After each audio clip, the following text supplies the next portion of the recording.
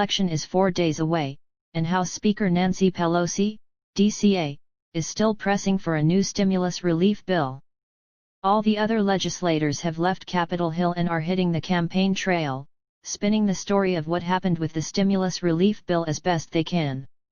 "Your responses are critical for our negotiations to continue," wrote Pelosi in a letter to Treasury Secretary Steve Mnuchin earlier this week.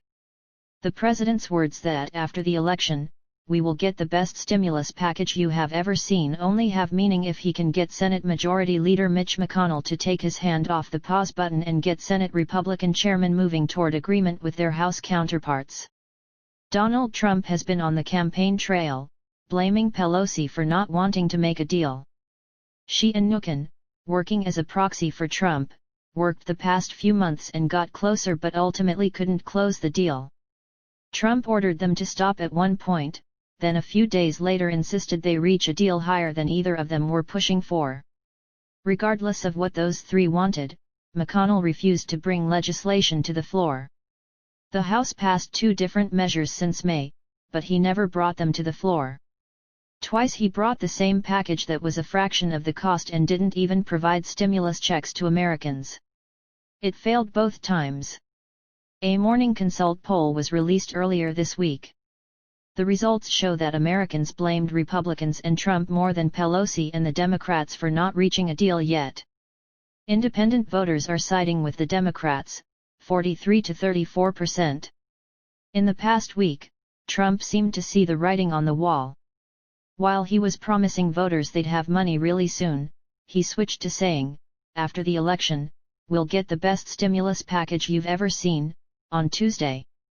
There are other financial matters that need to be discussed, though. There is a December 11th deadline to work out a government budget to prevent a shutdown. No one is quite sure what will happen, as much of it depends on election results. It's been suggested that another stimulus bill may have to wait until after the presidential inauguration. Still, Trump wants to put the pressure on the speaker. "Nancy Pelosi doesn't want to approve it, I do," he said during the last presidential debate when he was asked about no stimulus package being passed. "It's near the election because she thinks it helps her politically. I think it hurts her politically. Yet, she's the only one of the parties involved who is still asking for it."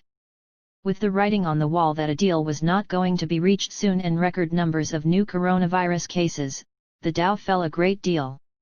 Meanwhile, as the coronavirus surges and the stock market plummets, we are still awaiting the Trump administration's promised responses on multiple items of critical importance, she wrote to Mnuchin. Pelosi trimmed $1 trillion off her initial wish list and brought it down to $2.2 trillion. She was looking for the development of a national coronavirus testing strategy, health coverage for unemployed Americans under the Affordable Care Act, a tax credit for low-income families, and funding for schools, child care, and unemployment benefits.